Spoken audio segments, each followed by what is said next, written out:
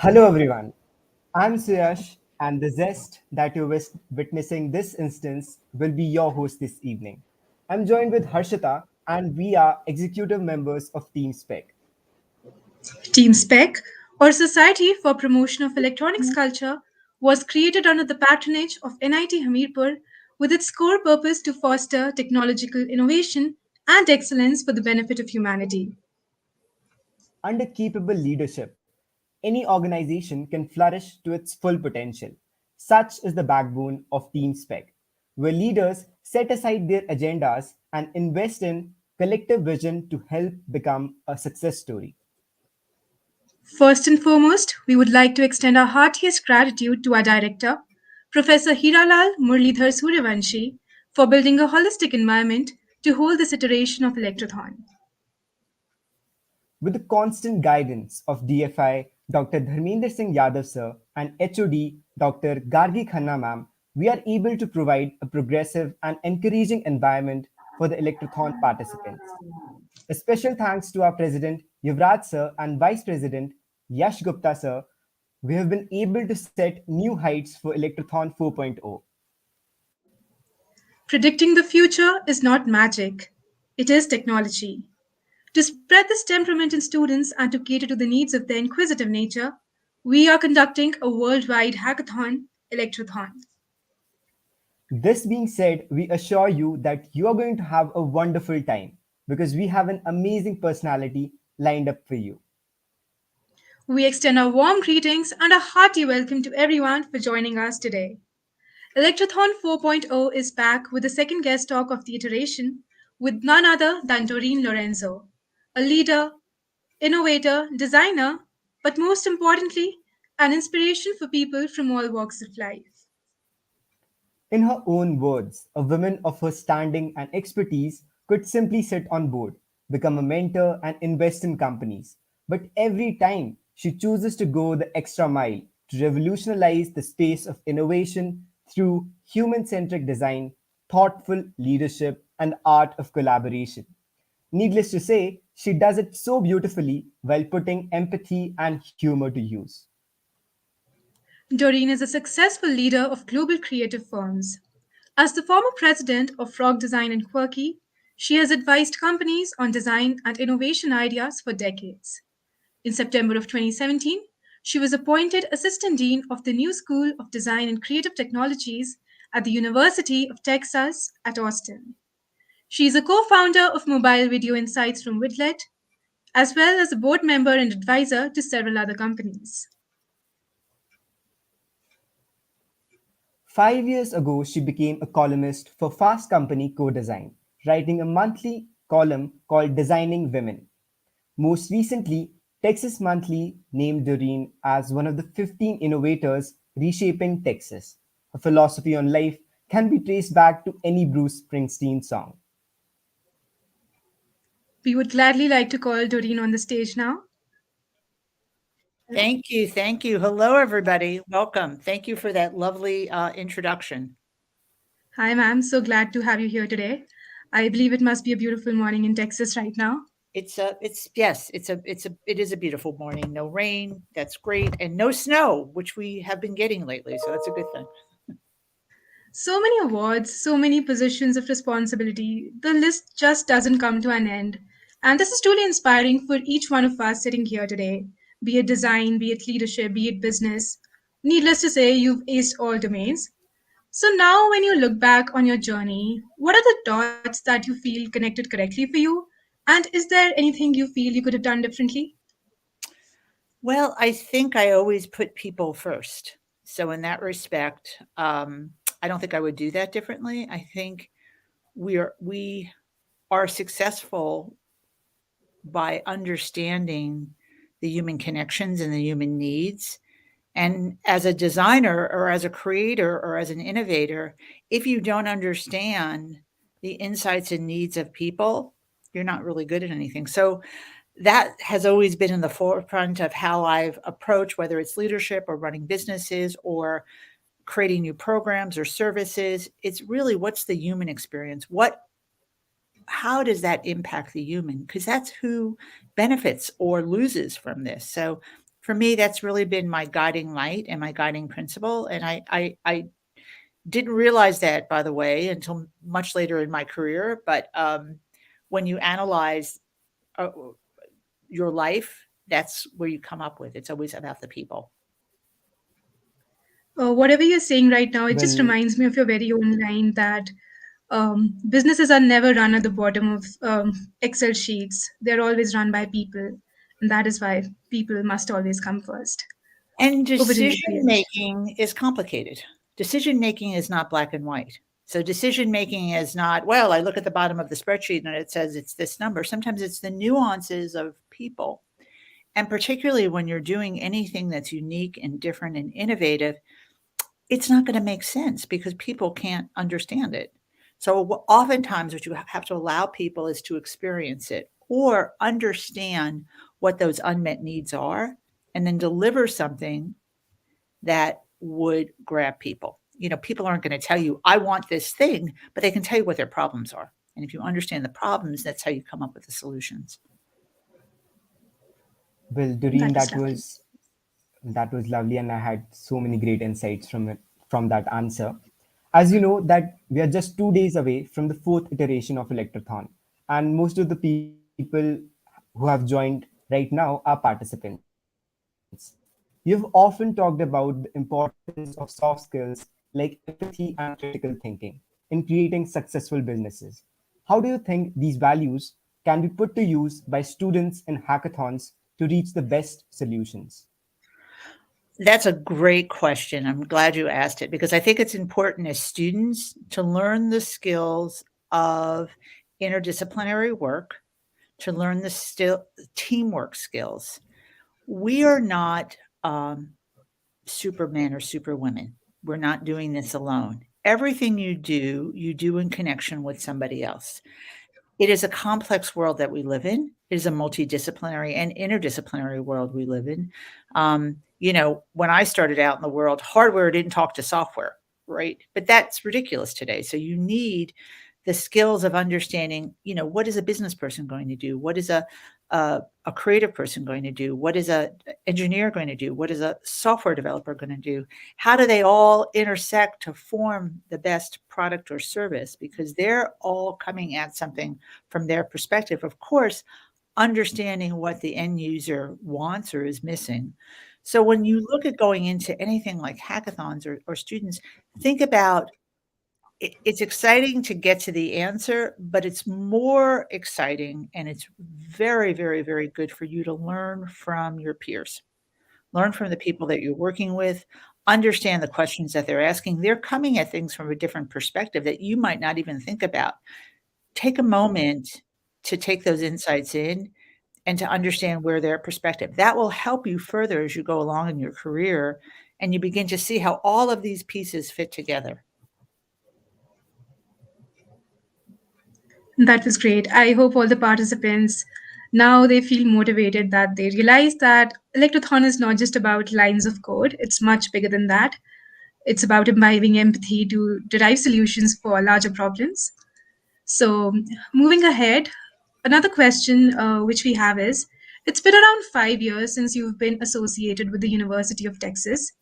What do you think is the institute doing differently in the realm of entrepreneurship that should be adopted by other institutions across the world as well?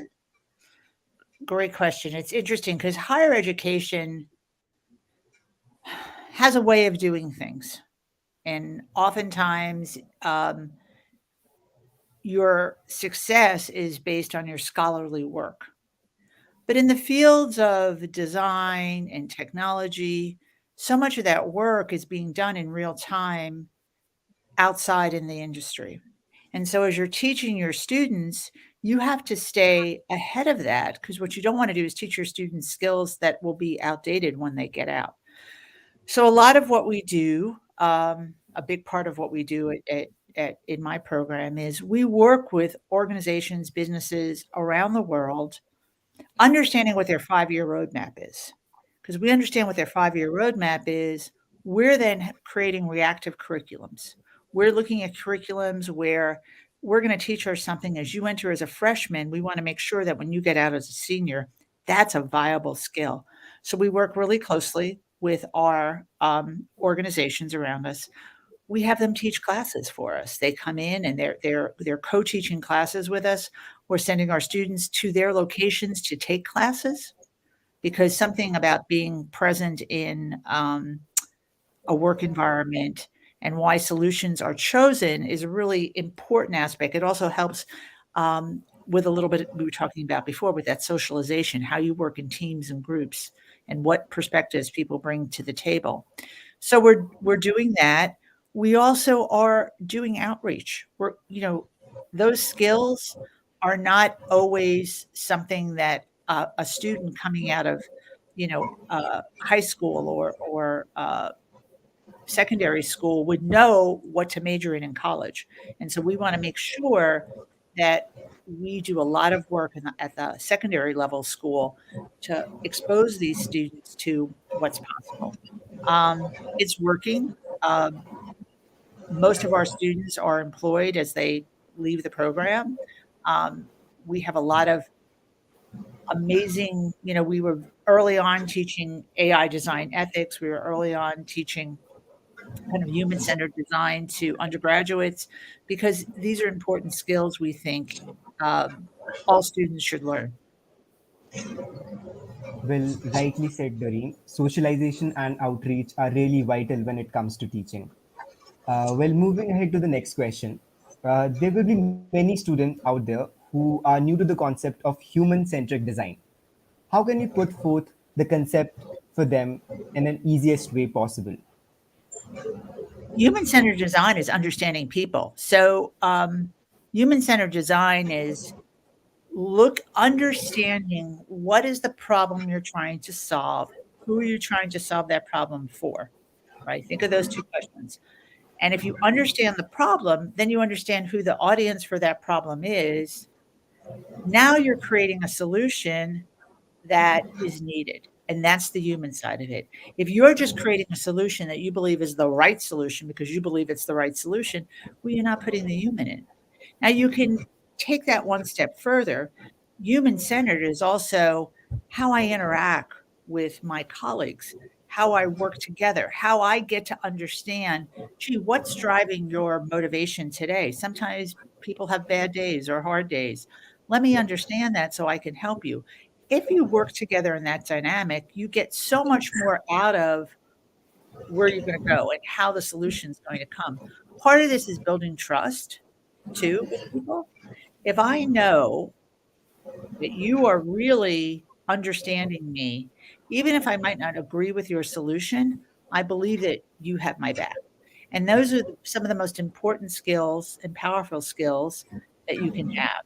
So, human centeredness is really putting the human front and center, not the object, not the technology, not the thing, but the human. That was really insightful. We've been conditioned in a way that whenever we think of design, the first thing that comes to our mind is the visual aspect of it. But design in general, and as you said, human centric design is much bigger than that. And it lies at the core of the human, as you said rightly. And I see there are a lot of questions in the chat box. Students are really eager. So I believe we'll have a question from the audience next. So Shrestha is asking, what according to you would be the most sought after advice for people who want to make it big in design firms like Quirky or Frog? Well, you have to have talent, right? So, I mean, part of but that's a given. That's table stakes, as they would say. You have to have talent, but you have to be curious, a problem solver. Um, you have to be able to work on teams, interdisciplinary, um, and you have to be willing to take risk. But risk, interesting. This is where it'll sound strange, but risk are also taken with the insights that you get. So sometimes they're not really risks; they're very mitigated risks because if you read all the insights and you look through all the insights, you know that you probably have the right solution for the problem. So that's really what it takes to get into these firms. You have to, be able. Listen. Actually, the best thing for all of you ever getting a job is don't be a problem employee. People want somebody who's out there is like, I can create, I can work in teams. I can get the job done. I can create great, elegant solutions. I'm that person for you. That's a skill any employer wants from an employee. You don't want the employee that's, always in your office complaining about something, right? So how I manage all things is I listen to everybody's problems, but then I always say, tell me what the solution is. Okay, go do it. Don't bring the problem to me, bring me the solution. And so that's where you have to think about being a problem solver. Now, these are consultancies. When you go work for these big design firms, they're consultancies, and so it's you're running. You work on the it's an intense environment too, so you have to be able prepared to work in that. Well, Shrestha, I hope you Just got a your answer. Don't be a problem employee. Uh, Just a follow-up question. You mentioned about talent, you mentioned about the grind, the motivation, and being an asset to the company. But we are hardly ever taught how to process mistakes and thereby failure, although failure is not a good word to use. So, how do you believe in companies as big as Frog and Quirky, one can foster an environment that encourages people to make mistakes and learn from them rather than getting demotivated or Well, I think we can throw the word failure out. I'm sorry. I know that's such a popular buzzword, but we went through our whole school. You are all in school. I'm sure if you went home to your parents and told them that you failed a subject, they wouldn't be jumping up and down and patting you on the back saying, "Congratulations, you failed." So don't look at it as failure. Failure is the wrong word. We're in a continuous learning environment. Um, Even at my age, I'm constantly learning, and you have to put yourself in that learning environment. So in a learning environment, you're always going to be learning. You don't know everything. So I like to liken it to the scientific method. In the scientific method, when you're doing research, the more failures that you have, the more things that don't work, the closer you get to success. And we celebrate that. If somebody's trying to look at what they did to try to find the vaccine for the virus, right? There was all sorts of fits and starts, but they kept getting closer to what a vaccine would be. That's scientific method. So you can really apply that method in the environment that you're in. What are things that are not working to get to the things that are working? Honestly, most organizations are very in that methodology. They're fine. They want you to do that because they want you to get to a successful outcome. But to get to a successful outcome, you have to make a few wrong turns sometimes. Sometimes you don't, but sometimes you do. But as long as you recognize that you have to change and learn, that's where the hard part is. So what we tend to do as humans is want to hold on to something because we think it's going to work, it's going to work, it's going to work. I got to keep pouring money into it, it's going to work. So recognizing that it's not going to work, how do I adjust? How do I keep adjusting to make it work? That's really the skill you have to learn. Now, at places like Google, I'm not sure if they still do this, but they used to offer a bonus to groups that would shut down these moonshots that they were doing.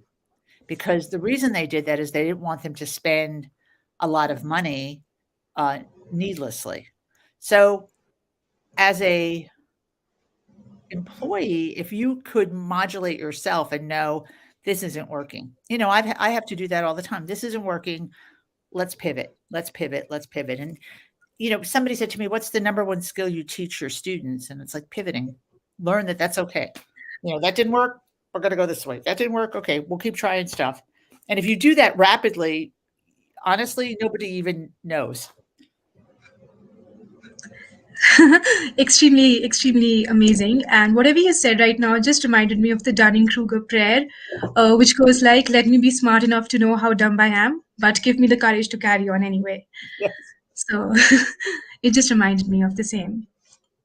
Well, it's giving you the courage. It's not being dumb as much as we don't know everything, and that's okay. But if you're willing to learn, that's good too. Be willing to learn and be willing. And this is where the team dynamic comes in. And being able to work with teams in a cooperative situation is when I don't know something, let me go to the right person that does.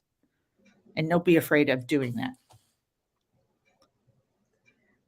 I believe there must be more questions in the audience.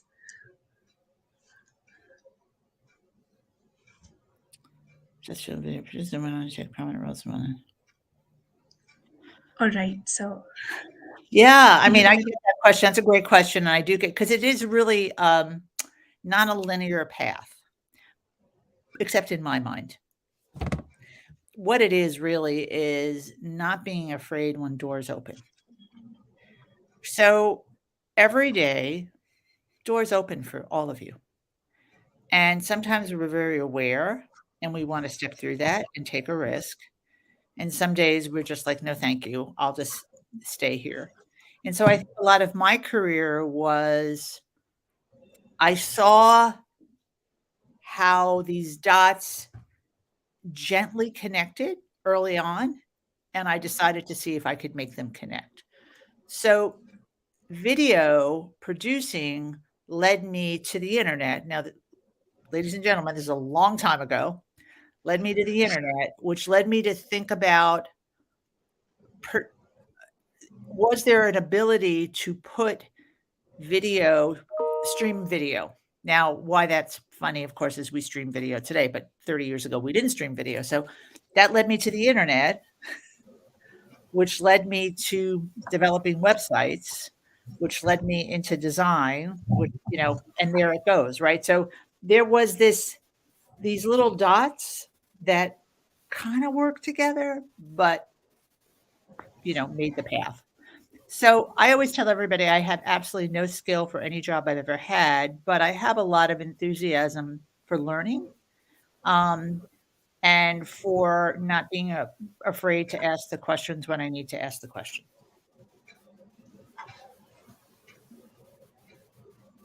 that was wonderful. Well, that was So quite Yash, would you like to go with the next question?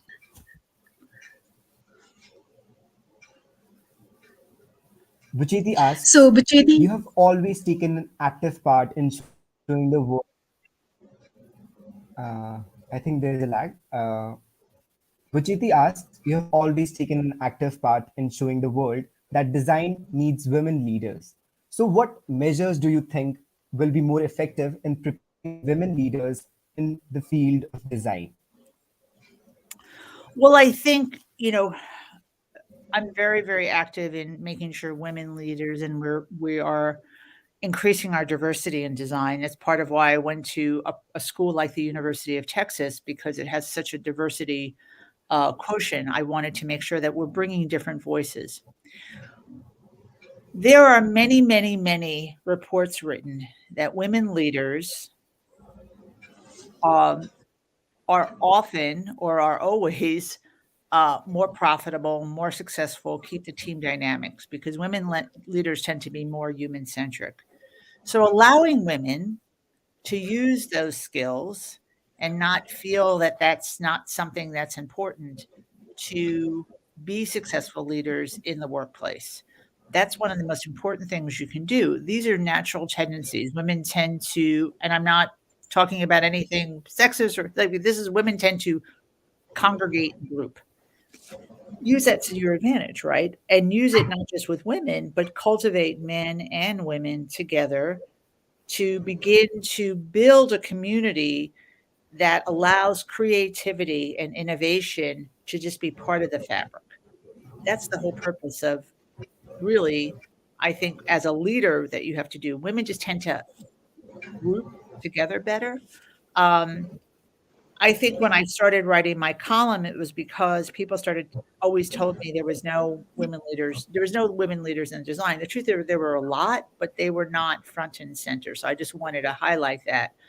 And now a lot of my columns are around diverse groups of women, because that was an underserved population too. And so part of my job in the education is to really go into these secondary schools and find these students and get their interest and bring them into the fold, so that as the years go by, we could have a lot more diversity, which brings you better design products, right? Because you're designing for every human, not just one subset of a human. So women in design, just, part of it is just being yourself and accepting what makes you successful is something that you can use in the business world. I will just say this one more thing. Businesses, when you did your traditional MBA program, they never taught empathy. And they never taught human-centered behavior. And that's changing now because everybody's recognizing that's what people want in the workplace. They don't want to be a number, they want to have a voice. And talent is hard to come by. So you got to think and behave and act differently with people. So, while we're at the topic of women in leadership and women in design, I have this very personal question, and that is related to imposter syndrome. Women in tech and even in business, no matter they have conquered the world, they have climbed the corporate ladder, they'll still feel like imposters in their very own areas of expertise. So, how is the scenario for women in design? How different is it? And how, according to you, can the same be overcome? Yeah, it's become a thing, and so I think more women, if they get, they feel they have that moment of insecurity, jump all over that and have imposter syndrome. Honestly, men have it too. They just don't talk about it. It's true. I mean, I work with a lot of men and women, right? Men have it too. They just don't talk about it. Women are so much, and it goes back to my other comment. They're much more verbose, and they'll talk about it. So there's emotion and there's logic. Emotion is telling you you're an imposter because you're having that moment of insecurity. Logic will tell you, look at what you've done. Look at where you are. You're here for a reason. So you have to have logic take over emotion. And I know that sounds very clinical, but it's a skill you begin to work on. And I tell all of the young women who come to me to talk about this, work on your logical side. You're really smart. You're here for a reason. You're all doing this, right people.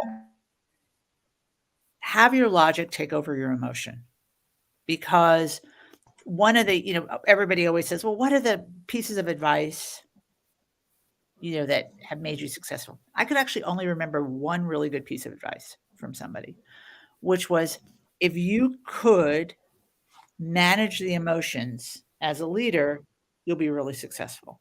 And that proved to be true. It doesn't mean I don't feel, it doesn't mean I don't, but I understand how to use those emotions to help the organization and to help the people, not that it goes back to me. So when you start feeling like I can't do this, which is it's a natural feeling, take a step back and look inside and go, gee, if somebody came to you and said, this person had all these qualifications, you'd say, of course they could do the job. And that's often what's happening with women.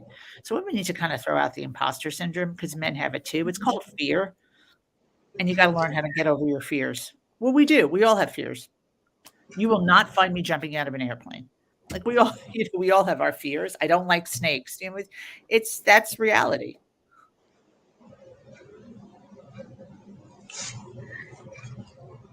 So we have another question. Well, Uh, yeah. So it is. I'm interested in interactive education and learning. What should one keep in mind while building these kind of digital experiences with VR or AR? Well, I think the number one thing to think about is, who's the audience for this? So you're interested. What's the audience need? What's the problem you're trying to conquer and solve? So a lot of AR, VR, it's good in, they're doing a lot with Alzheimer's patients. They're doing a lot with memory loss in the healthcare industry. So what's the problem you're trying to solve? That's going to dictate. It's not about the technology. It's not about the AR or the VR. It's what's the best way to solve a problem, and how can I do that? So I just interviewed a woman for my column last year who they're using augmented reality to teach surgeons how to do spinal surgery. So they're not touching a patient. That's an interesting application for something like that. So, again, what's the problem you're trying to solve? And if you understand the problem, the solution comes to you. So when people put a technology before they put a solution in front of me, I tell them, kind of leave my office, come back, go think about it, and come back with the solution. All right, again, since we are at the topic of AR, VR, so there's this buzzword these days, which is the metaverse. And it has existed for a really long time, but um, as I said, these days it is the buzzword. So I would like to know a little bit more about your perspective on whether metaverse would be more human centric, or would it deviate, as some people say, it would be the doom of humanity. It would be an end of cross collaboration. So, what is your perspective on the same?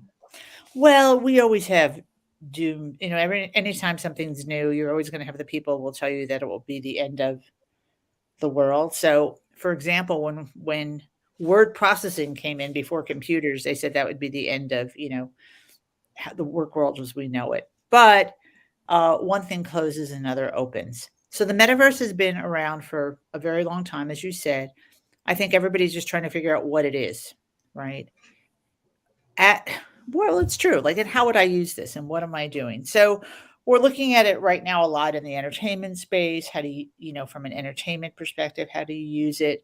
Um, I think with anything else, as you go forward, and obviously this organization, holds this in high esteem, is the ethics.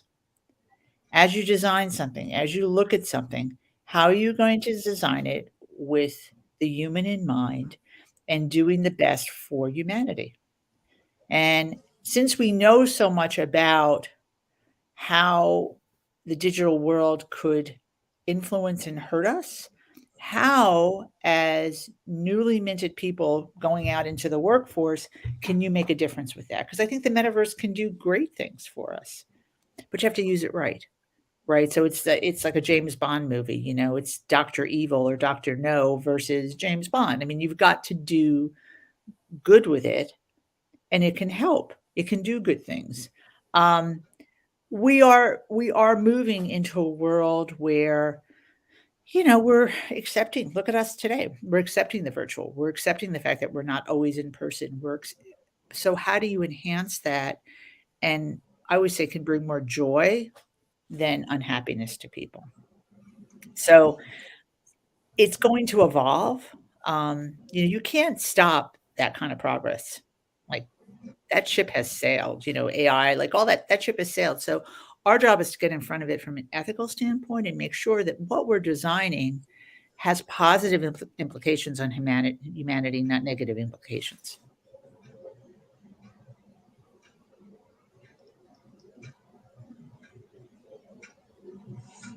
Well, Doreen, that was really insightful. Moving on to the next question, it's by Harshita. Companies are employee driven. So, how do you maintain a good relationship with an employee and make them feel valued? Well, that's the empathy part, right? So it's really understanding your employees at a very deep level. And it's not like you're asking personal questions, but what motivates something? Is it the working mom who has a sick child at home and just needs some time to fix things? Is it the employee who, just has a hard time in the mornings, just is not a morning person, but can get their work done? Is it someone who has ill parents that they have to deal with? Um, how do you understand your employees? Because if you understand them and you take that into account, when you make decisions, again, it may be that they don't agree with the decisions, but they know that you're looking out for them. And the other thing is to create an environment where people can be successful, to create an environment where your ideas are heard. They not always be acted on, but you're always heard, you're always listened to, we're respectful of each other, and we work in team dynamic. Don't micromanage smart people. That's what I always tell everybody. Don't micromanage. Like, you hire these really smart people, don't micromanage them. You can answer questions, but when you get into making their decisions, when people come to me with their decision tree, why they're making the decisions, you comfortable with that? Okay, let's do it. Unless there's some monetary reason we can't go forward with something, but you're paying people to do well. And I proffer to say that 99.99% of people just want to do a good job. Every so often you get a couple of errant folks who that's not their reasoning, but that's not the most people. I'm sure that's not anybody in this conference today. You want to do a good job. And so you have to be given the opportunity to be successful. You have to be given the opportunity to do what you were hired to do. And as a leader, you watch. And if you see someone suffering or you see someone that you think is going to fail, jump in and help them gently, push them forward to give them the confidence for them to keep moving forward. So it's a balancing act, but that's how you maintain good relationships with your employees, make them feel valued. In a market where the turnover rate is so high because there's so few, employees for the jobs, no one's left our school. No one's left our program because we have such a good working environment. We actually have fun. We have such a good working environment. Um, People stay there. And that was true at Frog. We had when I was there, we had such a small turnover because you created an incredible creative space where people can go and do great things. Well, that was good. To add to that, what, apart from creating a holistic environment for the employees to work in, what sort of validation in terms of non-monetary can be done to boost the confidence of the employees and make the environment more good? Well, think about what you like. Don't you like it when someone uses your idea or quotes you or puts you or gives you an award or does something? I mean, those are things where we validate our employees. And I think that's what you have to think about. So it can't always be money, but you probably all know this. Most people don't come to a job for money. Money's in it. Money, you have to pay people a fair salary. So that's just a given. But it's not just about the money. So I always say when people are coming to you in a frenzy asking for a lot of money, for raises and stuff, that's the thing they can control. They could ask you for a raise. But sometimes what they really want is a better environment, their work to be heard. They want to be listened to. They want to have an impact. That's what most humans want. And so allowing people to have that place is important to be successful.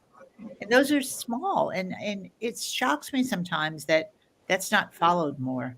So instead, we're like, oh, we're going to keep throwing money at somebody. That's not going to necessarily keep a person there if they don't feel that their work is valued.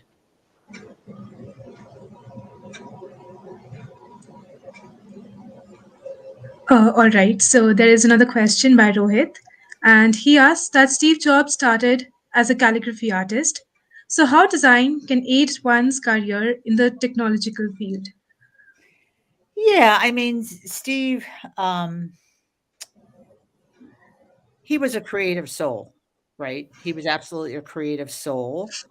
Got into calligraphy, which is how he understood branding a little bit more. But creativity should be part of everything you do, um, because you're always looking for solutions that are out of the ordinary. So in technology today, creativity and technology are becoming synonymous. What I think is really interesting is we used to think about left brain and right brain, but today's students, and you're probably all the same, you toggle between left brain and right brain. You can code and you can create, and that's a rewiring of the brain that I think is really powerful and very important because I think as we move into this technology world, the number one thing that is not going to be replaced anytime soon is the creativity, creative thinking, problem solving. Those are those creative skills that you should always hang on to. And if you have an interest in, something a little more overt, photography, film, drawing, follow it. Follow that passion. It helps you, if anything, even if it's just a hobby, clear your mind to think differently and solve problems differently.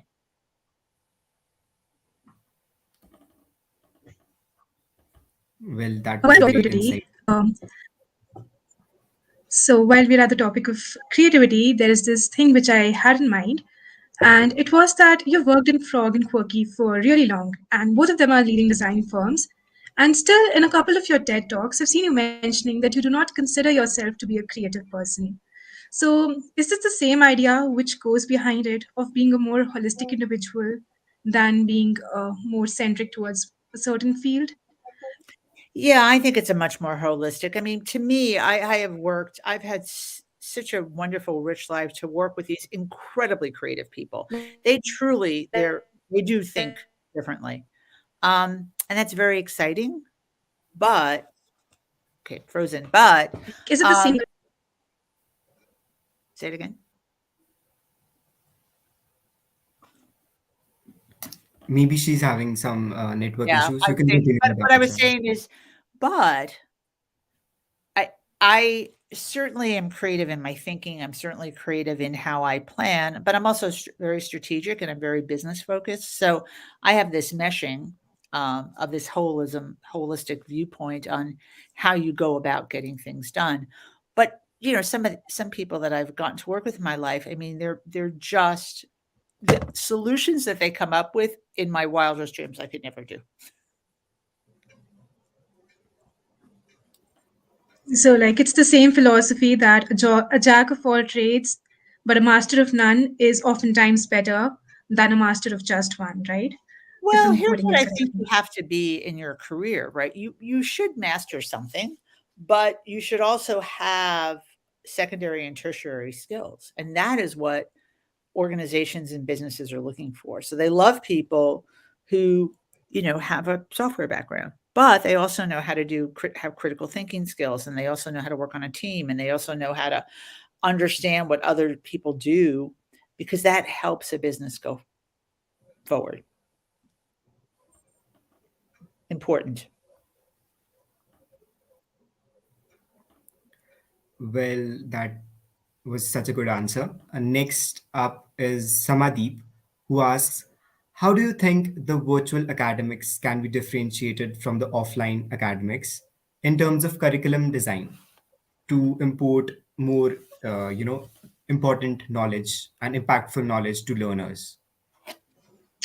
Interesting. I'm not sure how to answer that question. So, um, there's definitely a difference between virtual learning and in-person learning. I think in design, in particular, um, it's hard to just do it all virtually. Certainly, we have, but it's nice to get into um, a room with people and kind of feel that energy, and to begin to see how the physicality of something begins to take place. So, I think in academics, in virtual learning, you don't get those interactions. I mean, part of going to school in higher education is learning life skills.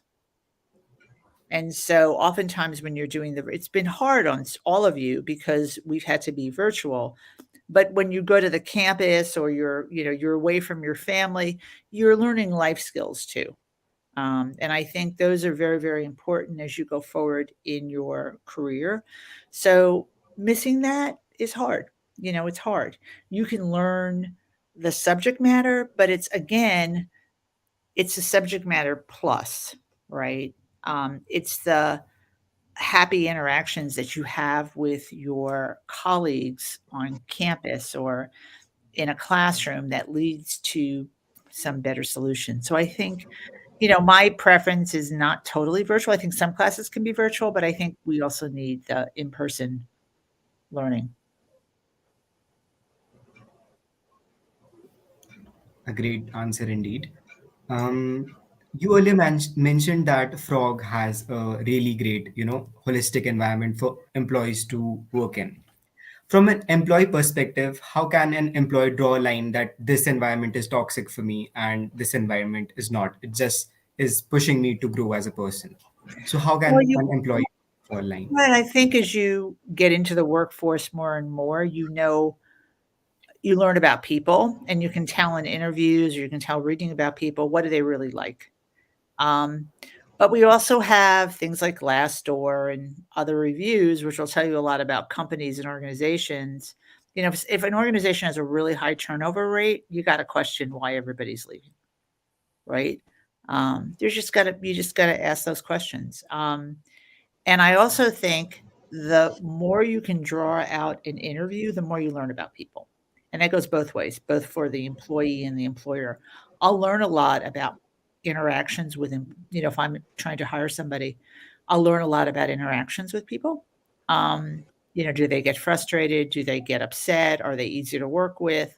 As the process draws out a little bit more, and not that you'd make it painful, but it's really interesting. And similarly, as an employee, are they getting back to you? How are they treating you? What are the questions they're asking you? You'll learn a lot about an employer. And if you see red flags, take a step back. Like if you get that feeling like something's not right, probably something's not right, and you should investigate that. Because that's how you're going to get the telltale signs of toxic environments. And if you get yourself in a toxic environment, get out. That's the hardest thing for young people to do, but get out because they're fearful they're not going to get a job. But the more you stay in that environment, the more you will feel bad about yourself. That's where the imposter syndrome, all this stuff comes in. So you got to get out. You got to get your resume together and get another job and get out because chances are you're not going to change that environment. Now, clearly, if there's some egregious thing that people are doing to you, you have to go to your HR and you have to deal with it on that perspective. But if it's just, an environment where there's only one boss and everybody is, yelled at all the time, you don't need to be in that environment. That's not how you're going to learn. Well, I truly resonated with your answer. So Well, while I we're at hope the you're not topic of hustle culture, sorry to cut you off. Say I it believe again, there's a little Harisha. lag in the internet. I was saying that while we are at the topic of toxic work culture, what kind of opinion do you hold of hustle culture or grind? Okay, you broke up, so we had an Like these overlap. terms which have been really popularized today. Hustle culture or She's saying grind? hustle culture in workspace. Hustle culture. So culture in workspace, what are we? Hustle culture, pushing, grinding culture that we have, that you have to do it in spite of the mental health that you're having. You have to do a particular Yeah, well, task. I think we were learning a lot about mental health in these last 2 years. I think if COVID did anything, it taught people about mental health even more.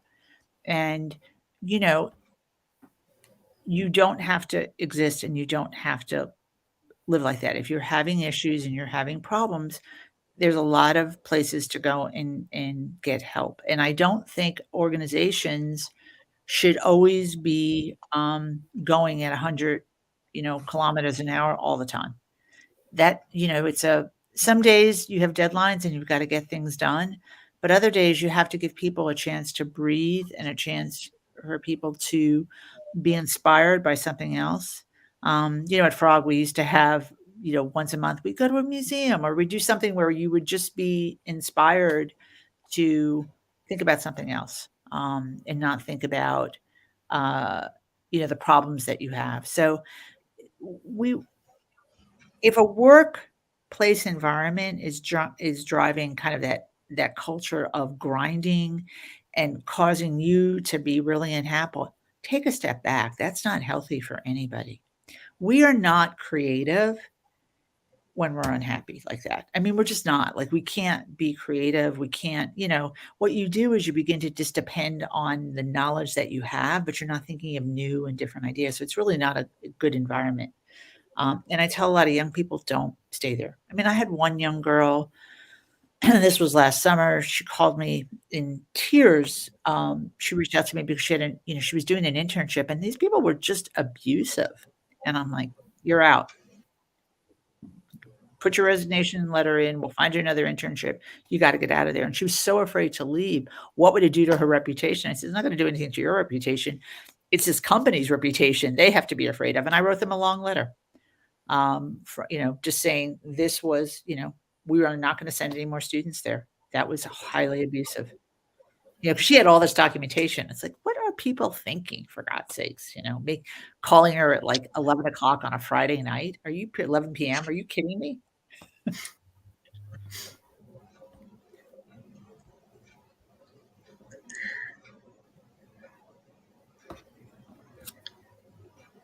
So I guess there is another question by Sign. Ma'am, you have achieved so much in your career and have a clear understanding of life. So in all these ups and downs, what are the things that you've learned which will come only with experience? Don't I mean, this sounds so close, so cliche, but don't sweat the small stuff. Seriously, like it's life, it's going to pass. Enjoy yourself, have a good time. Make sure you pay attention to your friends and your neighbors and your family and, embrace people. This is not the stress that we put on ourselves is ridiculous. Seriously. And so that's what it has come with experience. Don't stress. It will pass. I've also learned that if you ignore an email, it could sometimes goes away.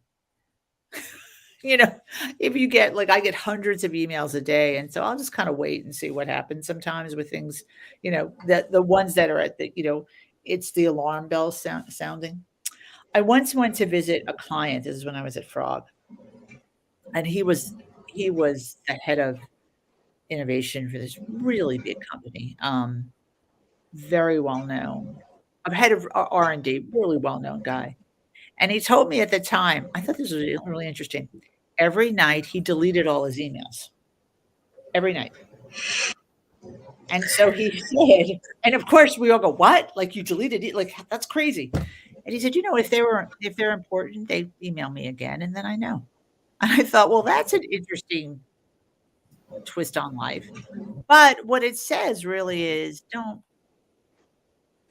get all balled up and don't get hysterical and stay calm.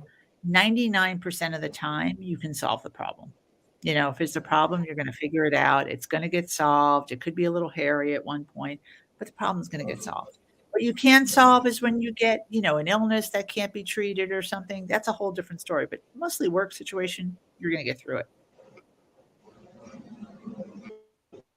Well, that was some great advice, and So it's your all about taking one day at a time. yeah, It is one day at a exactly. time. It's also enjoy it. If you're not, part of why we enter these kind of fields is we enjoy what we do too. Now, that doesn't mean it doesn't come without um, issues or problems or concerns, but if you enjoy what you do, um, you have a lot more stamina to keep going also. I mean, I always say that people like, why, the question I get most is, why are you still working? And I like it. I have fun. I mean, there's no glory for me. I just love working with students now and uh, watching their success is makes me happy. When a student gets a job, I cheer louder than they do. It makes me happy to see that.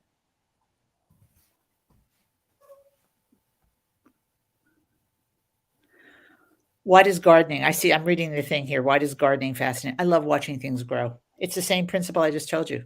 So I cheer, ask my family, I drive them crazy. I cheer my tomatoes. I like get so excited or flowers. I also love the beauty of nature. So when you watch how something progresses, there's this ugliness, it loses leaves, then there's often this blooming where it has fragrances to it, and then it turns into something that's either an object of beauty or something that's edible. And there's just something so perfect about that. So when we talk about the whole ecosystem and how things work together, to watch something that is just a seed become something that's so amazing, it just really excites me. I just love watching it. So, I have an extensive garden. It's ridiculous amount of work, and it makes me really happy. So, you will often find me in the evening or on weekends, knee dirt, and I was did a whole bunch of gardening this weekend, and when I walked out the door early this morning, I looked at all these pots I'd done. I go, "Those are really it looks beautiful. They make me happy." So that's why I do it.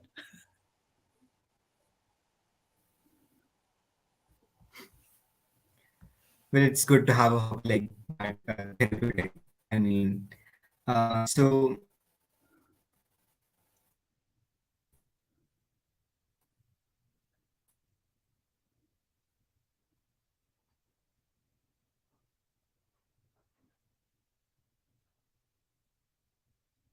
Don't we love technology?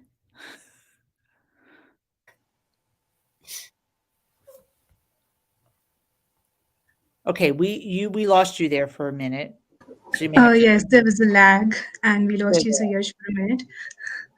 Oh, my fault. I was saying that we are having some time constraint, so I would like to tell the audience to, give some more questions that we can end on, and we'll take them up. So please drop down those questions, and we are going to respond to them.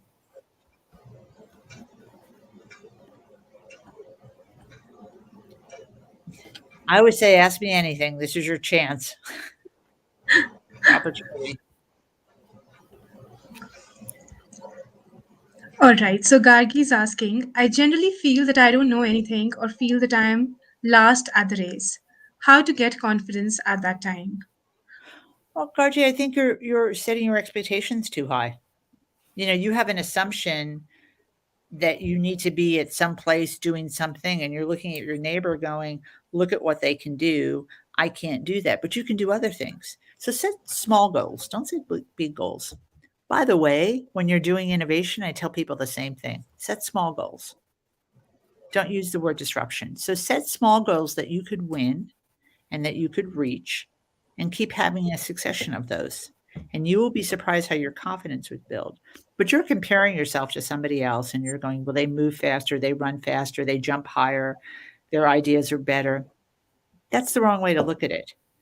We are all different and we all bring different skills to the table. So part of it is really understanding what your skills are that you bring to the table and set goals for yourself to achieve things, small goals. And when you achieve them, check it off, say, what am I going to do next? How am I going to do that? And you start building confidence in your ability and you become your own person. The worst we can do is compare ourselves to others. It doesn't get us anywhere. It's nice, it's a great benchmark, but we are different. Our DNA imprint is totally different. So we're never going to be the same person. So you have to learn part of what your job is now is to learn what your superpowers are. We all have different superpowers. That's why when people say to me, when I say I'm not creative, I always get people yelling at me, you're so creative. It's like, actually, I'm not. I'm creative somewhat, but I'm not like the people that I work with. But I have other superpowers.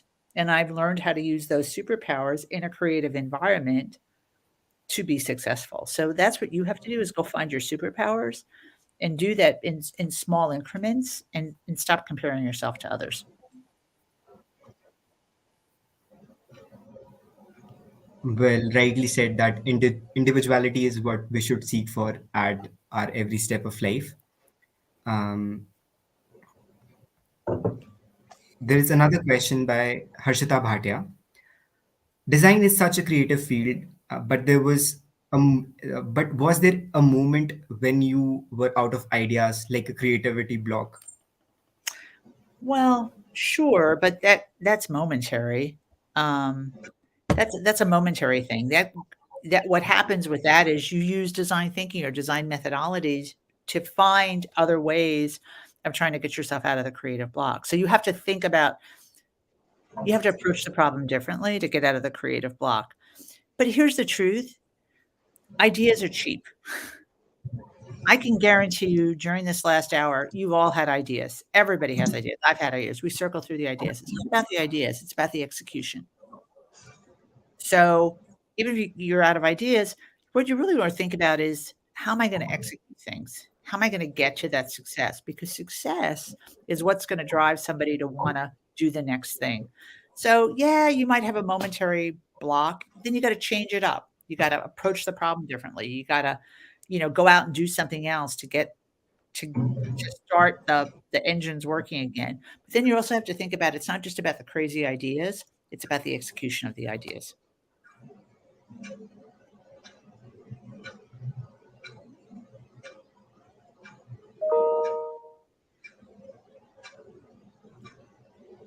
Lovely answer, lovely explanation.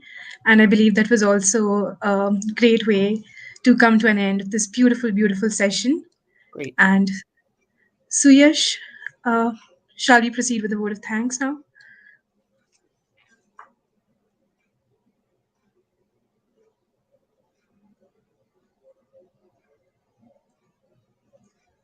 Muted. Yourself.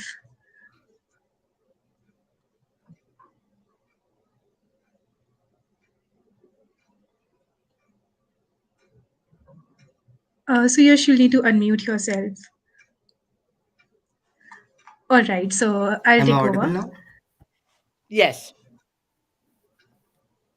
Go ahead, So I was saying Suyash. that I would personally like to thank Doreen for sparing some time and sharing all those experiences, insight that truly resonated with all of our audience. Last but not the least, I would like to thank our lovely audience who made the evening more wonderful than it did. Rest assured, we will be, tuning in tomorrow with a session with Pratik Narang. So stay tuned for that. And till then, goodbye. Thank you, everybody. Thanks so much.